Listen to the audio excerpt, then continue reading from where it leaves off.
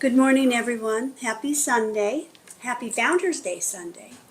And welcome to all of our family that is joining us online. Today's a very special day, and I'd like to invite anybody online. When the service is over, we have a beautiful picnic. Please come and join us. There's so much food and so many nice people to enjoy. So we hope to see you. Now, if everybody would join me in opening prayer.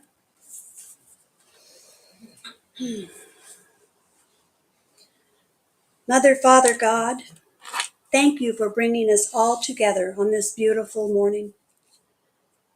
We come together now to share our spirituality and our love for this amazing community that has been inspiring and providing spiritual guidance to us for over 30 years. We have gratitude in our hearts, knowing the Home Spiritual Center is always here to help light our path and help us find our way. Help us to grow in spirit. We know that our hearts are open and our minds are clear to embrace the message that Reverend Madge will be presenting to us on this special day. I say this with great love and appreciation for everyone that has and is continuing to make Home Spiritual Center home for so many of us. And so it is. Reverend Madge. Thank you. That was lovely. Thank you so much.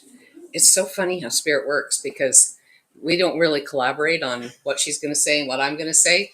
And the very specific points are in my message that you gave in the prayer. It's like, oh my goodness, that's so great. And so for you viewers online, we have a petition or curtain over our window, and it's not permanent. That's been the concern this morning. It's just to cover up the activities in the back since we have tables and chairs and people doing stuff back there getting ready for our picnic afterwards. So anyway, so it helps. Yeah. Before we started recording, we didn't cover it, and it was still distracting, especially the smell. It would waft in. It was fun. All right. Well, 2 years ago, our board decided that this annual summer celebration that we've been doing for years in July, it's a picnic, it's a potluck, whatever, we decided to call it Founders Day. And this is a way to honor and remember to remember Reverend J. Smith, the Reverend J. Smith, yeah. Or to remember the beginnings is what I was starting to say, and the roots of Home Center. So Reverend J. Smith was the founder of the Home Spiritual Center. And hopefully this gives you an opportunity to meet him if you haven't already met him. Some of us were here when Jay was still alive, but many of you are new to him as the founder. So this is an opportunity to just connect with the roots of our organization. He was born in Warren, Pennsylvania, and his spiritual and religious training was at the Spiritualist Church, and I believe it was in New York. I know he did some of his training at Lilydale, and some of you that have been in the Spiritualist community for a while are familiar with Lilydale in New York. It's still going, and I plan on going there someday. And anyway, so when he was little, his parents sometimes worked late at night and leaving him and his younger brother at home alone. And so he would oftentimes tell the story about how this woman would appear at his bedside, would come into his bedroom and sit beside his bed and comfort him. And he was telling his mother about it one day, and she says, well, there's no one allowed in the house when we're not here. And he ran to the picture on the wall, and he says, well, it's her. Well, that was his mother's mother. She was on the other side, and she would come and comfort him when he was little and home alone. So he started out very young experiencing these phenomenal or paranormal experiences. He had many challenges in his growing up years. His mother smoked and drank all through her pregnancy. And, at that time, they didn't really understand the hazards of it or the consequences, but it was still a habit. So when he was born, his grandmother had to spoon feed little bits of whiskey to him to stop the alcoholic symptoms of, because he was born with it. Yeah, he was So that was, one of the stories that he told. So I'm sure it might have been true for his brother as well. Who knows? But it was one of the stories that his grandmother, the living grandmother, shared with him. So he grew up, but in spite of all that, he grew up, went to college, a very intelligent man. And his landlady saw something special in him, and she wanted him to be successful. He didn't always have money to pay the rent. And so what his landlady would do is she would give him the money ahead of time, so that when she would go around and collect the money from all the renters, all the college kids that were living in her house and renting space, he could save face and he would hand her the money back. And so that was because she saw something in him and she wanted him to be successful and didn't want that to be a barrier that would stop him from his education and from graduating. So she was also the one that decided for him to introduce him to his spirituality. So she took him to all the churches in the area one by one. Each Sunday, they would go to another church, and pretty soon they were out of options. None of them rang his bells. And finally, the last church that she took him to, which was the Spiritualist Church, the local one in their area. And when he walked in, he always told the story about his grandmother materialized in front of him and said, "Welcome home." And so that was the one that that resonated with him, of course. So that church, because it was a spiritualist church, they gave readings much like we do on Wednesday nights, and they do that at the end of the service, just like we do. It's patterned. Our Wednesday nights are patterned after that, and how we give reading is patterned after the spiritualist church and how they do things, because that was Jay's training. Anyway, they would give a message, and they gave him a message and told him that he would be up front in 5 years. And they said it just scared him. He's like, what in the world? First time coming into that church, and here he was 5 years as he was on a timeline. And so it scared him. And when the student is ready, the teacher appears, or when the teacher's ready, the student appears. So one of the leaders of the church took him under his arm and started training him. And he learned how to have what we called at that time, or what they called at that time, ESP. Now we call it psychic intuition. We have a lot of different words for it, but at that time it was called ESP. He learned how to conduct energy. He learned how to be a transmedium, and he learned how to preach. And I have a recording with one of the fellows that went to that church, saved all the recordings, and then eventually got them transferred onto a disc, on a CD. And I listened to them, and it's like, I told Jay after listening to that, I said, don't preach like that here. That's not our style. But at that time, they had to give 40-minute talks. And he said the elders sit in the front row and they would watch their clock. And if they were shorter than 40 minutes, they were in trouble. And if they went longer than 40 minutes, they would get the stink eye. But it was like yelling preaching. And it's like, don't do that here. We'll all leave. And he just kind of looked at me like, yeah, I know times have changed, but that was the way it was then. And that was his training. And that was the way you preached. It's just is what it is. Well, over time, he had several churches throughout New York. And I think might have one in Pennsylvania as well, but he, led some churches over his years. He eventually moved here to Oregon, moved to Portland, and then eventually down to Salem. And he joined the spiritualist church that used to be here in Salem. There used to be one here down on Madison Street. And he joined that church, and that's where I met him. I met him there. And I really liked what he had to say, and I liked his progressiveness and his information that he would share or counsel with us independently. And so I kept going and kind of followed him around a little bit. So the church leaders, though, at that spiritualist church at that time, they were not interested in doing anything more than Sunday services. And he wanted to do so much more. And that was his biggest driver, was more, do more. So he left the church because it just wasn't enough for him. He was a mover and a shaker by nature. And so frustration led him to leave, and a group of people followed him out of there. And then the church actually closed not too much time after that. So this group of people used to meet in his living room, and they would hold service there, and they started dreaming up What could they do next? What's next? How can they do the things that he was feeling so driven to do? Well, one of the conversations that they had that where they were talking about what to name this organization that they were dreaming up. And Jay thought it was so clever because at the time there was a tavern in town called the Library. And he would joke about, well, all you had to do is just say, I'm going to the library. And nobody would know you were actually going to a bar. And so then they started joking around about the name Home. Well, we're just going home. Well, one of the guys, Gregory, he started playing around with the word home, and he was the one that was inspired to see the vision of helping ourselves master every day. And it stuck. So it kind of started out in jest, as oftentimes great ideas do, and then it blossomed from there into being the root of what home stands for. And that is helping ourselves master every day, because we want our spirituality to be a living thing, not something you do at a retreat and then you go back home and recalibrate to everyday life again. So it's living. And so the organization was founded in June of 1992 by this small group of people led by Reverend Jay Smith. And they in the meeting in their living room, his living room. And we just had our 34th anniversary this last June. Isn't that good? Yes. 34 years of thriving. So I'm really proud of that. So the name of our place has gone through different reiterations over time. Early on, the sign out front had the word metaphysical on it.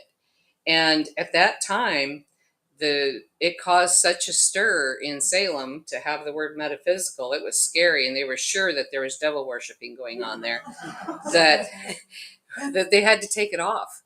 The city just wasn't ready for it. People weren't ready for it yet.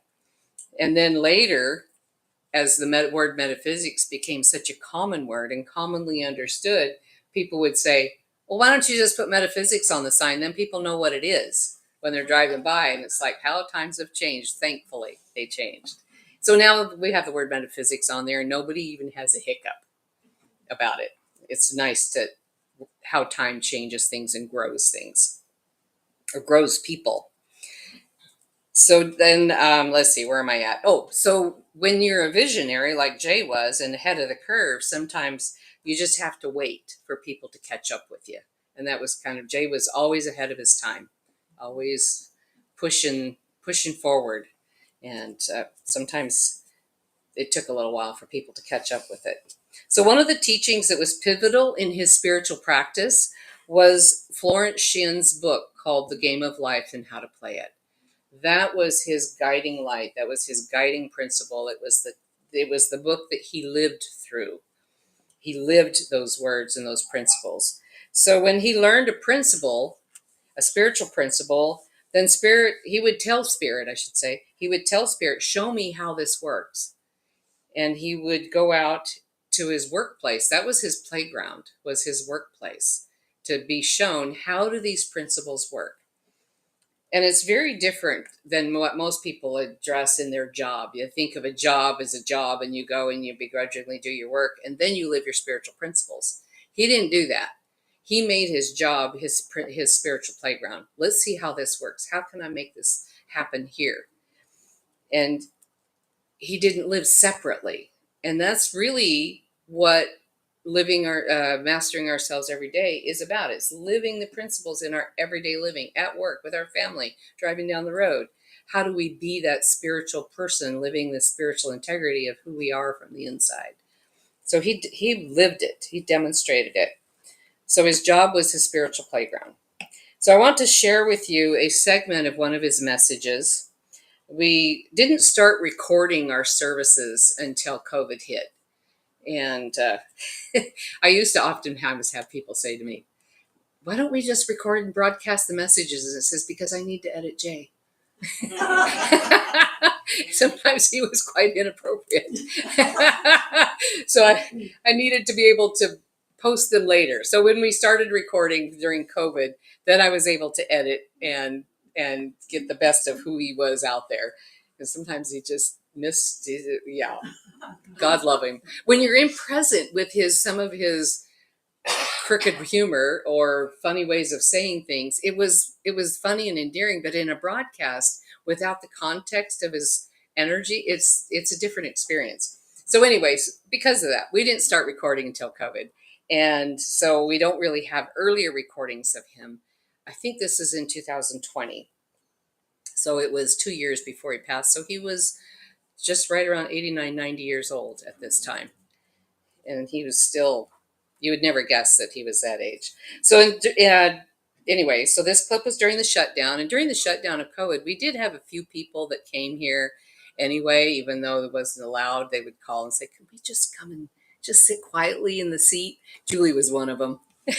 Susan was another one. It was so much nicer to have a few people here, even though it wasn't supposed to be that way. So we'd have an audience to talk to. But it was our way of staying connected to the community. And we're just so grateful that we were able to get up and running. I think we only missed one service. Do you think, Dick? You were here then. You helped get us up and running too. So we only missed, I think, one service during the shutdown. And then we got up and learned to broadcast very quickly. So anyway, if we can play it, we'll see if it's going to work. Play the video clip up on the TV and hopefully in the broadcast. If it doesn't come through the broadcast, I'm going to post it on Facebook anyway.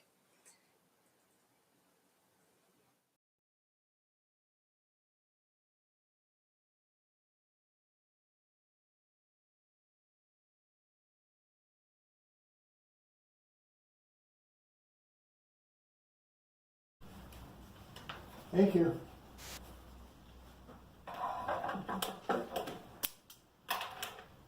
Well, welcome to Sunday.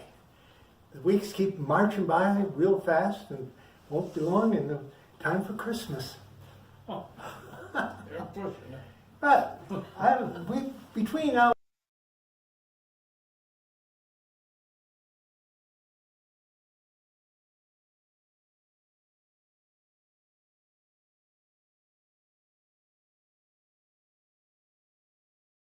and then, I hope there's going to be a lot of changes going on. It takes some practice to know when trouble comes knocking at the door, it's a simple opportunity in disguise.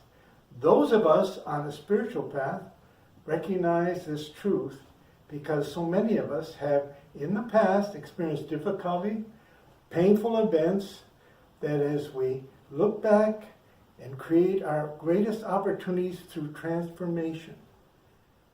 Only when we look back, one of the problems I've been having for the last 2 or 3 weeks is sitting in the house a lot alone. The phone doesn't ring, and I go down memory lane, and I flipped them over to look at the other side of the event, the part that I remember most, but what was on the other side? And I realized I'd missed the most important part was on the other side. Like picking up my grandparents and bringing them over for Christmas, I thought it was a great treat for me, but I forgot how great treat it was for my grandparents to have their grandson come and get them and invite them to spend Christmas. And they bubbled it all for the 4 hours we were traveling back and forth, and I missed that. I missed so many little things along the way that I was so engrossed in what was going on that I didn't see what was reflecting back to me. And this is what we all should be looking at. And this is what I find about everybody is these difficult times and these events create an opportunity for transformation. Time to get rid of all of the stuff that we don't need. Why are we dragging history along with us? The anger we have with other people, all of that nonsense that's cluttering up our brain so it doesn't function properly. We need to flip it over. This is a time for new activity. I think it's the most fantastic time. I don't know about you guys, but I keep telling God to keep me alive. I want to see what these wonderful people are going to do with this new creation they're going to be forced to take on. If they have a choice, if we can do it in a short time, or we can take 50 years to do it. Now I'm hoping everybody goes for the short time. By 2023, we should be out of this. This is the time, really, to really step out on your beliefs, your connection to God power, metaphysically. And most of you have belonged sometime during your life, went to an Orthodox church, and there's one phrase in the Bible that says, Jesus reported, "These things I have done, you can do also in greater." And the question I'm asking is, why aren't each one of us, if we believe in that statement alone, we should be doing greater? Putting away old trucks, old belief ideas, old prejudice, all of that stuff, and take a new look at what we're looking at. Are we really seeing what we thought we were seeing, or are we colored by history? I had the greatest difficulty. My parents had a hang up on two things. My dad didn't like Italian people, and my mother didn't like the Polish girls. And I dated both of them. I wanted to find out what was wrong with them. And, you know, besides the color and their names, they weren't any different from any other girl that I knew in high school or college. And I thought, what's wrong with them? And I'd go home and say something to my parents, and they'd say, "Oh, you just don't understand tradition." And I said, "But look what you're missing." I had more fun with those two people because they showed me a world I didn't even know. The Polish girl, she could tell me a joke every day. She knew more jokes than any person I've ever known in my life. And we went to a concert someplace, and I said, "We'll never get out here with all these people." She said, "I'll just draw a line on this wall, and we'll just open the door and go out." And I looked at her, and I said, "You're kidding." She said, "Yeah, but it sounds good." But this was the whole thing. And when I worked for the federal government, I met all different nationalities, all different races. And that was one of my prime projects, is helping women, everyone, to be spawned on their talent, not their gender, not their color, not their race, but they had a talent that would make things for all of us. Sharing, and that's what and you know, that's one of the things I miss growing up. Like, we were from Pennsylvania, the world of Dolly Parton, and they was community. We all helped each other all during the Depression. There was not, this is mine, this is ours. We did everything together as groups. We never threw food away. We always had someone we could take it over and have them lunch or meal with them, or invite them into the house. I remember it was not uncommon to see 2 or 3 strangers sitting on our kitchen table every night during the Depression from time to time. And when we had someone knock at the door and said that they were hungry, "Come on in." They didn't sit on the back porch, they sat at the kitchen table. And my brother and I, we knew what was going to happen next. We could get our peanut butter sandwiches and hot chocolate, and we're going to go on the back porch and have a picnic. We saw the good side of it. Look at, we're getting, and they had to eat broccoli, parsnips, turnips, all that awful food that we used to have to bury in mashed potatoes to learn how to eat it. If you don't see it, you could swallow it, maybe not know it. I don't know.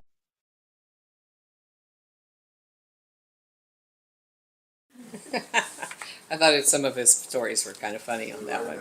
Yeah, they were cute. So some of Jay's greatest strengths was his tenacity and his determination, and he never quit. He never gave up. And it was very inspiring and sometimes exhausting to be around that much determination. But it was also contagious. And I hope all of us can keep that going within ourselves for whatever it is that we're achieving in life, or whatever it is we're going after, whatever that dream is. He was very much of a visionary and always throwing possibilities out there for us to all think about. And he always had a dream of being able to obtain the property next door, which is still the dream we're holding on to. It's a rental property over there, so it's not like taking the rug out from underneath anybody's feet. But it is a place that we would love to have someday. It's our vision that we're holding on to as well. It's one that when we obtain it, we say when, that we'll be able to expand our parking. Thanks to Sophie for doing such a good job out there. We actually have extra parking right out here. She got everybody parked very densely out there. And the forest, our forest would grow across. We could clean the whole thing. Wouldn't that be beautiful? So anyway, we're still holding on to that. That was something Jay always held on to, and we're holding on to that one as well. And he always led really good meditations. So I would like to share with you the meditation that he gave at this service, and want to share that at this point in time. So are we ready to hit play again on that? Okay. So just get settled in for a meditation. Every day, and we lift up our eyes unto the hills from whence cometh our help. And they had to eat broccoli, parsnips, turnips, all that awful food that we used to have to bury in mashed potatoes to learn how to eat it. If you don't see it, you could swallow it, maybe not know it. I don't know about you, but invite our God Spirit coming in and our guardian angels that help us through this daily day. And we lift up our eyes unto the hills from whence cometh our help. Our help cometh from the Lord. Realize we have this day to be more. At the end of the day, I need to write it down in my little book. I added one new thing today. And soon I'm going to start saying 2 and 3 and 4 and 5. And I'm going to erase all the ways we used to do it long ago and far away. I'm listening to my guardian angel who says, go this way, you're going to be safe. Do this and look at your expanding your consciousness. Knock on this door and they'll give you a job. Being in partnership with your spirituality. Being in partnership with your Creator. Finding the joy of being alive. That's why we came here. That's why we're here. We petition our Creator to have a physical form to come and feel what love feels like, what food feels like, what the world is like. And are you a part of this, the empowerment side, or are you on the destructive side, or are you just standing there saying, I don't know. You decide. That's why we're here. Free choice. What is your choice today? Write it down. Pull in the energy to make it happen. And this is the life you're going to be living. One that can't complain about because you're designing it right here, right now in this meditation. And we bless the guardian angel that's working with us. We bless the humans on this earth plane that will fulfill our request. And we bless ourselves for having the courage to make a goal that empowers everyone, now and forever. Amen. I hope that you enjoyed going back, talking about means and changes. It is difficult. I will not play it easy. Think of this is your time to be more. Why not you? Thank you. Have a successful life. Goodbye for now.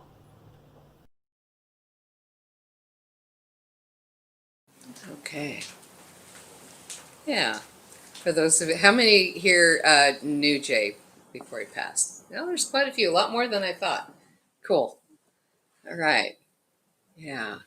So anyway, hopefully that was good for those of you that didn't know him to feel like that you know him a little better and connected to our roots a little bit and his personality.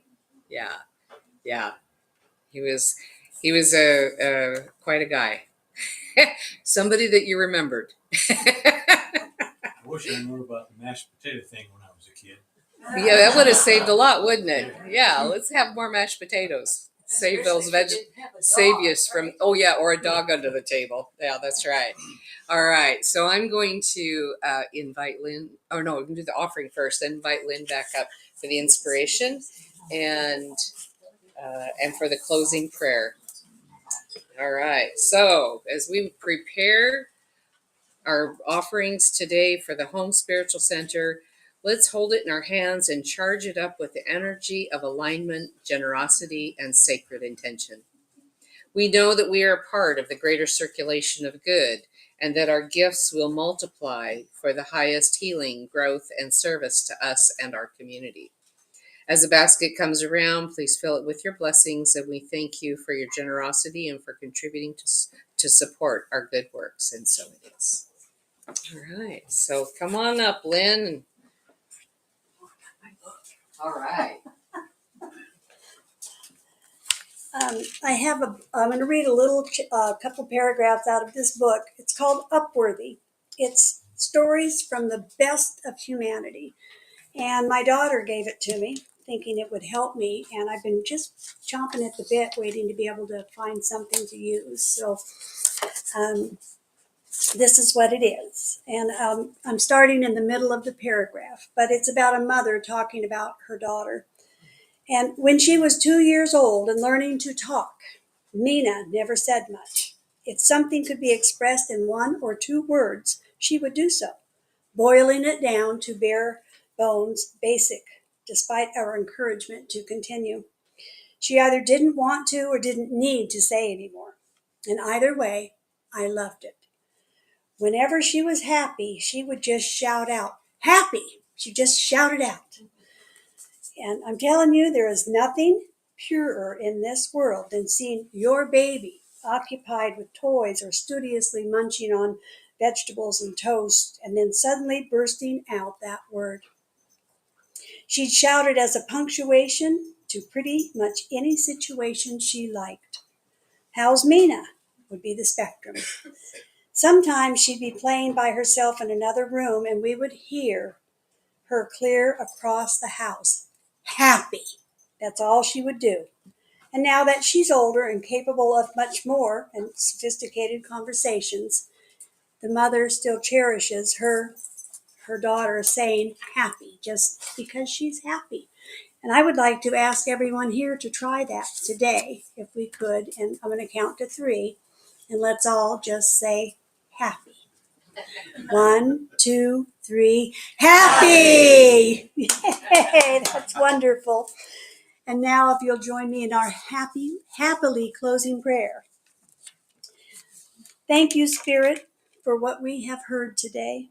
And thank you for all the wonderful food that has been prepared for us. So many hands, so many people provided by this amazing community in celebration of Founders Day. So many people. To any of you watching online, a reminder again that you're welcome to come down and join us. There's plenty, so come on over. And this does end our broadcast. So from our hearts to yours, have a beautiful week, and we hope to see you soon. Thank you.